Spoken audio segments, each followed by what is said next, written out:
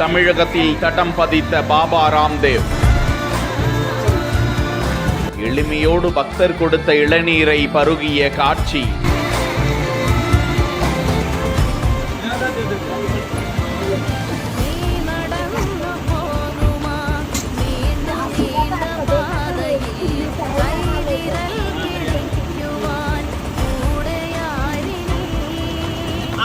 आप यहीं से हो गए आशीर्वाद. अच्छा.